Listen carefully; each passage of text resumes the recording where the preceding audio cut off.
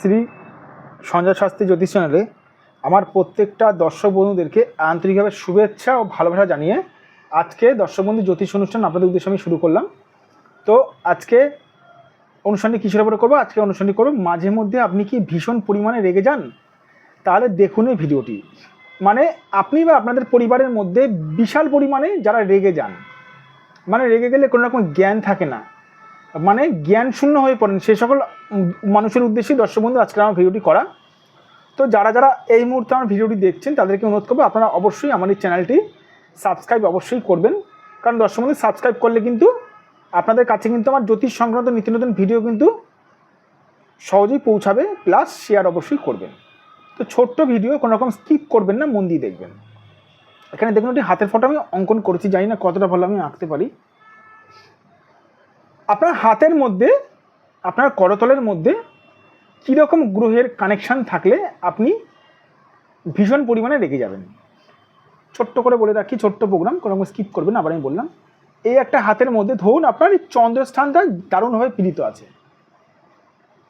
তাহলে আপনি দারুণভাবে রেগে যাবেন। চন্দ্রস্থান, এই স্থানটাকে চন্দ্রস্থান, চন্দ্র অ্যাকচুয়ালি এখান থেকে এত দিয়ে চন্দ্রস্থান, এটা হচ্ছে আপার মুন, এটা মিডিল মুন, এটা লোয়ার মুন।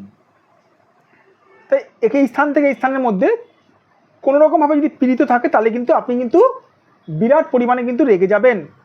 তার সঙ্গে একটু বলে রাখি, জ্ঞানশূন্য হয়ে পড়বেন, মানে ভীষণভাবে জ্ঞানশূন্য হয়ে পড়বেন। কোনো রকমভাবে যদি রাহু যদি আপনার হাতে যদি খারাপ থাকে, রাহুর সঙ্গে যদি চন্দ্রের কানেকশান থাকে, অথবা একটু বলে রাখি, অথবা কোনো রকমভাবে যদি মঙ্গলের সঙ্গে যদি এইখানটা মঙ্গলের স্থান, মঙ্গল থেকে কোনো রেখা যদি চন্দ্রের দিকে যদি আসে, অথবা শনি আপনার হাতে ভীষণভাবে খারাপ থাকলো, শনি যদি কোনো রকমভাবে যদি এই চন্দ্রের দিকে যদি কোনো রকমের শনি থেকে যদি কোনো যদি রেখা আসে, এই সকল কানেকশান যদি থেকে থাকে, তাহলে দর্শক বন্ধু আপনি রেগে গেলে জ্ঞানশূন্য হয়ে পড়বেন।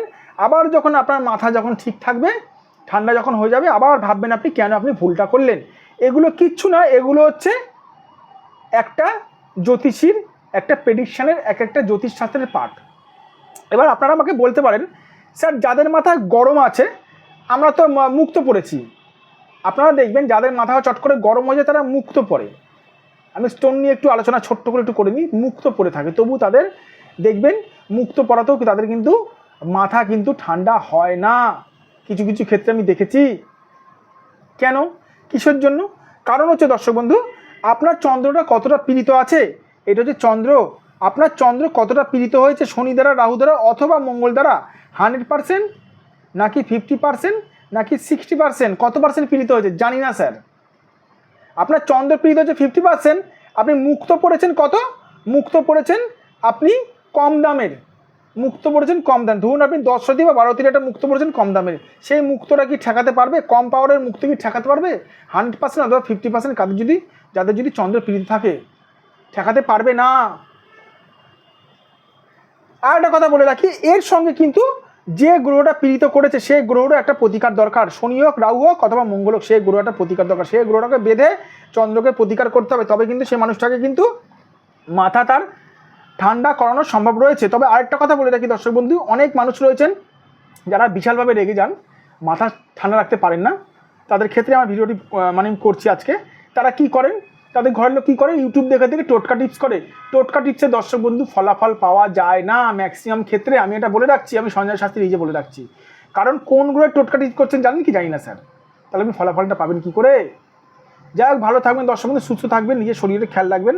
আর যাদের মনে হচ্ছে আমার সঙ্গে যোগাযোগ করতে চান অবশ্যই করতে পারেন। এটা আমার হোয়াটসঅ্যাপ নাম্বার, এটা আমার ফোন নাম্বার 9433811696। এটা আমার হোয়াটসঅ্যাপ নাম্বার, এটা আমার ফোন নাম্বার 7003115041।